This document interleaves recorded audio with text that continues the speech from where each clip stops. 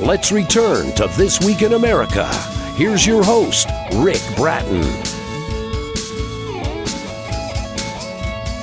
Welcome back, everybody. Coast to Coast, This Week in America. Seed of Simon by Michael E. Goings is a story of a young African-American man who has a recurring dream of the trail of suffering of Christ, where Simon of Cyrene is compelled to carry the cross of Jesus, unbeknown to Rafael Smith, his historical lineage to Simon. Michael Goings attended the American International College in Springfield, Massachusetts, and served 3 years in the Army. He has been a pastor, noted author, and historian for more than 40 years. Michael and his wife, Dr. Louise Goings, live in Dillon, South Carolina. And Michael Goings, author of Seed of Simon, is our guest on This Week in America. Michael, welcome to the program. A pleasure to have you with us. Thank you, Rick. And I count it a pleasure to be with you. Well, I'm looking forward to this, and you've done such a remarkable job with this story and receiving excellent reviews. Where did the idea come from for this novel, Seed of Simon? Well, it came about 3 or 4 years before the COVID. And, you know, I've always been a fiction writer, but I hadn't published a fiction book. I've written quite a few novels that I didn't submit, and I got quite a few published nonfiction books as a pastor, teacher of certain things, you know, from a biblical worldview. Yes. But the idea came to me, and I believe, Brother Rick, it was from the Lord, to write a novel around Simon of Cyrene picking up the cross on the Villa della Rosa way of suffering, and connect that with a young man, a young African-American man who would be having a dream about the Villa della Rosa and would know the meaning or the significance of it. So the ideal of it really came from that. And like most of the things that I write, and mostly every writer, once you start writing, the story begins to control itself. You be in it, but it's like it's controlling itself. Yes. From chapter to chapter, and from character to character, and so the rest is history. Now we have the full novel of Seed of Simon. And the book is available wherever you buy books, Amazon.com, Barnes & Noble, all of those. And if you go to our website, you can link on directly to Michael's Amazon page, get information, order the book there as well. What kind of research went into Seed of Simon as you were preparing this and the story? How much research did you have to do, background, before you wrote it? Quite a bit. And see, I've been doing this almost 50 years. And a lot of my research has been historical and studying and you know, as a bishop and a teacher, a pastor. But quite a bit of research had to go into it about some technical things and things that were specific that I had to be detailed about. But I would say, Brother Rick, the greatest percentage of my research has been over the years, where I have stored up a plethora of information, and I keep things that I read. And I'm an avid reader. I like to read newspapers and magazines. And when I was coming up, I used to read the encyclopedia. I used to read the dictionary. Yeah, I've been an avid reader all of my life, and God has blessed me with, I won't say photographic memory, but I can memorize. I memorized a lot of things going back to 2 years of age. So it came from an assortment of places and ways, from keeping a volume, yes, keeping records of things that I read about, and then I say to myself, this will be good in a future story, because see, I'm a newspaper columnist too. You know, I've read some of your columns. Yes, I've read some of your columns. So you were multi-talented in terms of writing. Where did this come from? Where did this ability to write come from? Well, let me tell you, Brother Rick, ever since I was small, I was a daydreamer. I come from a family of 10, 2 sisters and 8 brothers. And I would be sitting in the corner playing with little sticks. We were so poor, they couldn't buy me little soldiers.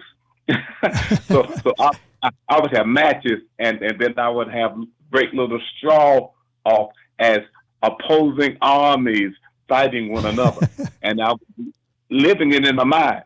I always had a vivid imagination.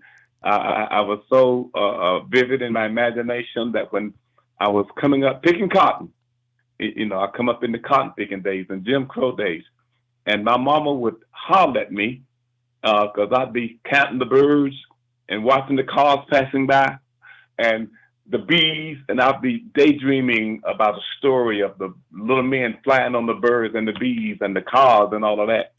And my mama would holler, Michael, if you don't get back to picking that cotton, I'm having your daddy to beat your butt when you get home. Wow.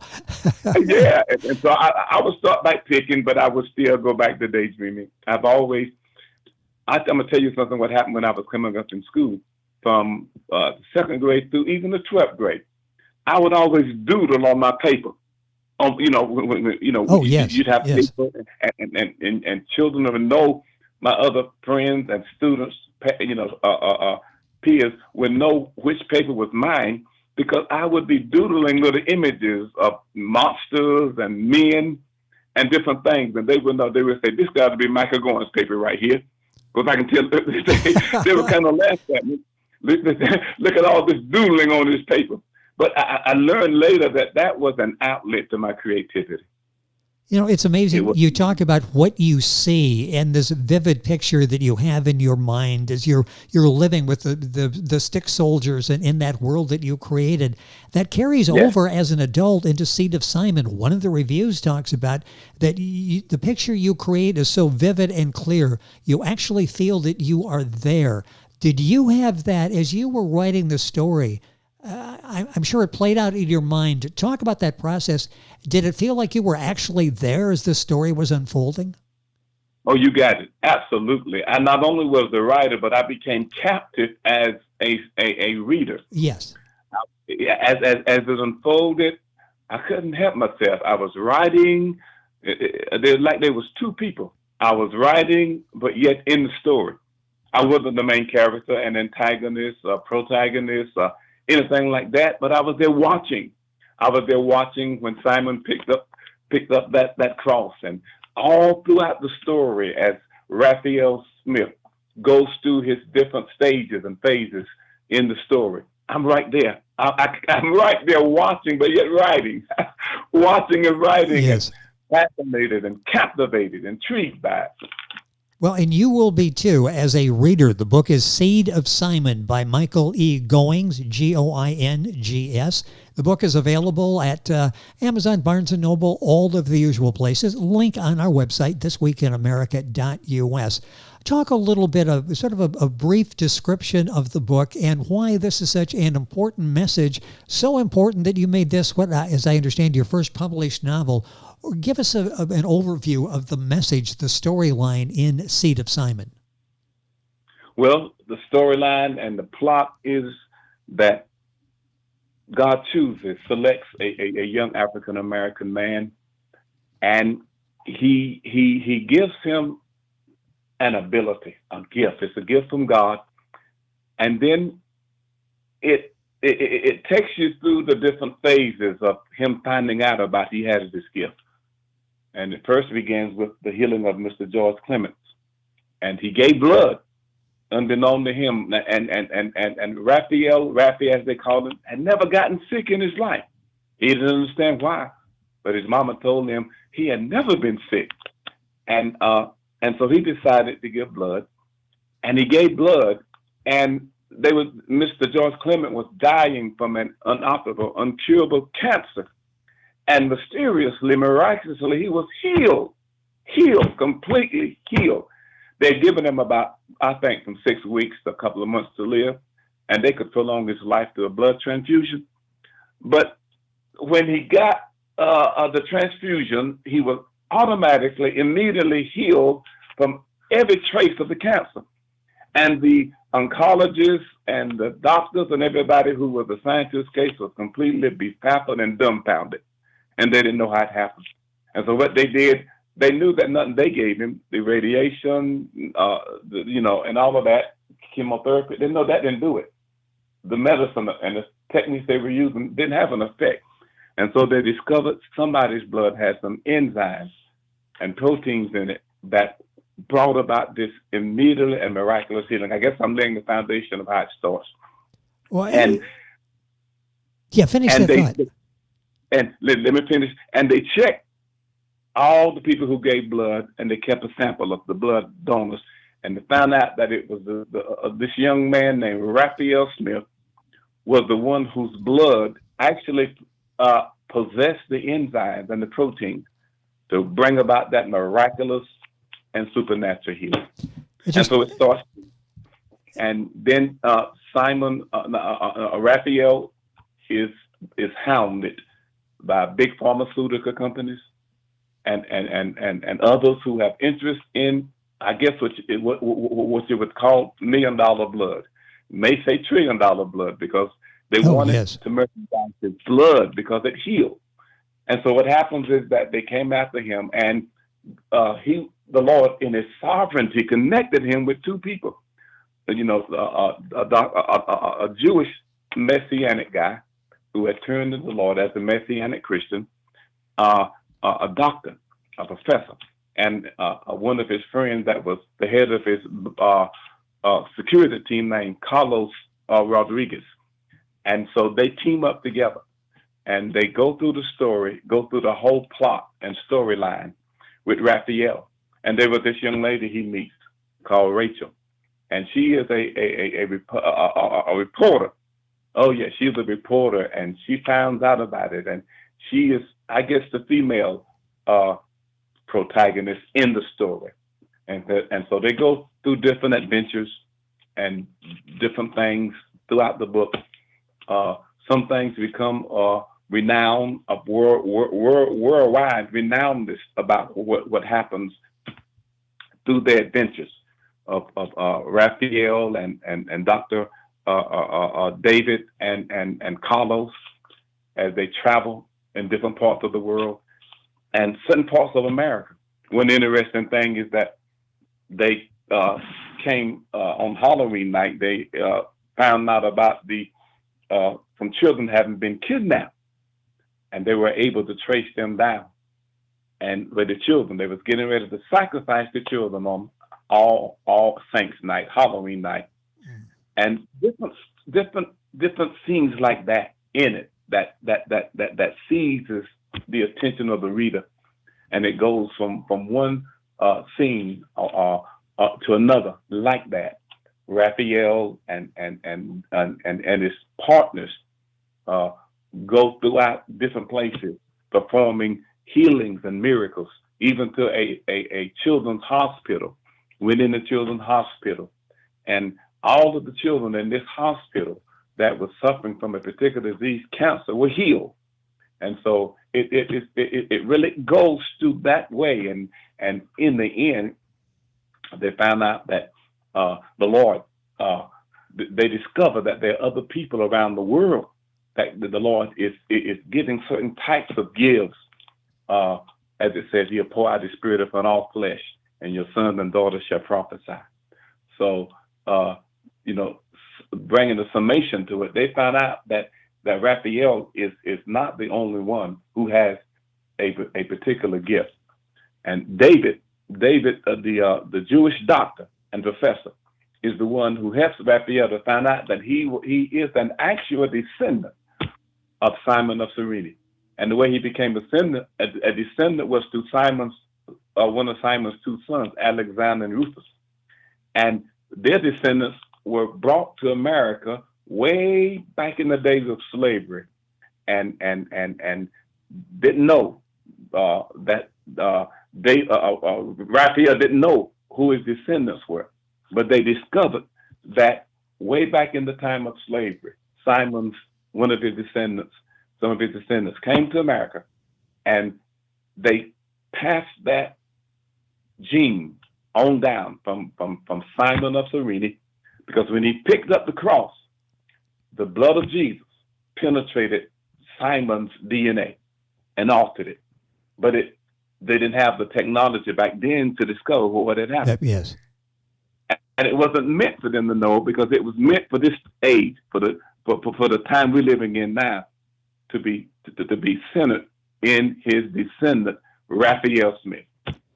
What an amazing storyline and characters that come alive in Michael Goings' book, Seed of Simon. Book available Amazon, Barnes & Noble, all the usual places. A link on our website, thisweekinamerica.us.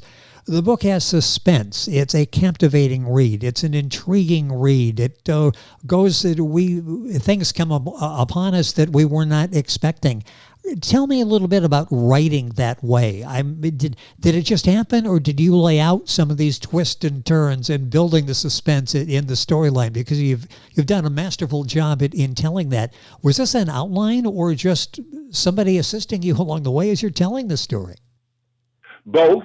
Outline. I usually write from an outline, yes. But then within the outline, it takes on the twists and the turns. It takes on every chapter, and every character in that chapter begins to come alive. And it is, if I had no control about what was coming together, the drama, the intrigue, the excitement that was coming together from chapter to chapter. So I would say both. I start with an outline from chapter to chapter, and I have a general idea. Like every book has a plot, every chapter has a plot, yes. And a storyline. And so I began to write within that storyline as it come to me. And then had an open mind as you were doing it, and the story is just so well told. That's Seed of Simon. Michael E. Goings, our guest on the program. Time going by so quickly. I want to talk about age group, audience you're hoping to reach with the story. Any particular target demographic group you're after? Well, I'm thinking, I believe it will reach any age group, especially I would think from about 12 to 100. Oh, yes, yes. 12 to 100 years of age, and it is a religious novel, a religious novel, but the demographic would be any age group from about 12 to 100. I mentioned the fact that readers will say this is really a vivid story that comes to life. Any thought about adapting this to a film or a motion picture, possibly? It is ironic you would say that. I have a team working with me right now, and they are trying to putting together a film strip. They're putting together a film strip. Amazingly, how this publishing company got in touch with me. It was about one book I had written called Free at Last, The Reality of Racism in the Church. And they wanted to redo that book because of the relevance of the subject and what I dealt with in it. Yes. But I was still under contract with that one, and I told them I can't get out from under the contract. Got a little while left, but I said, look, I got a novel, I got a manuscript. You want to read that? And they said, well, yes, send it to us and we'll read it. And so that's how all of this came about when they read it and they got excited about it. And they are actually working on a film strip. That would be excellent. And I do see this a video presentation of some kind. The story is so well told and so visual as you're telling it. It would make a great motion picture or a television series. Seed of Simon is the name of the book. What are you working on now? Well, I just finished something that they used to do maybe 40, 50, 60, 70 years ago, a serial in our local newspaper. Oh, and it was, great. Yeah. I did a serial. I did, about 8 chapters in a serial. I could have went longer than that, but I used my column each week. And it's called, and I like this. I believe this is going to be another novel that will, make an impact. It's called The Last Prayer. And here's how The Last Prayer works. The plot was that this man went to the Department of Transportation. And, in our Department of Transportation, they have donor sign-ups. You can sign up to be an organ donor. Oh, yes. And he saw that and he couldn't shake it. And so he signed up to be an organ donor that if, something happened to him. He wanted his organs to be harvested to help people live. But he prayed to God, and this is why it's called the last prayer. He prayed to God that everyone who will get any of his organs, or blood, if they get his heart, liver, or kidneys, whatever it was, that they would be saved. That they would be saved. And so he dies. He dies right after he signs up and makes this prayer. He gets in a car wreck and dies. And so the plot is about God sovereignly fulfilling his prayers, that everybody who got some of his organs gave their life to the Lord. Well, it's a powerful. God divinely calculated it. That will be a fascinating read, and I hope that you do that fairly soon, and you let us know, and we can talk about that as well. I love your imagination. Little did your mother know when you were picking up those little sticks and having these imaginary fights in your mind with bringing the sticks alive, it would lead to something like this. An amazing storyteller, Michael. Thank you for being with us on the program.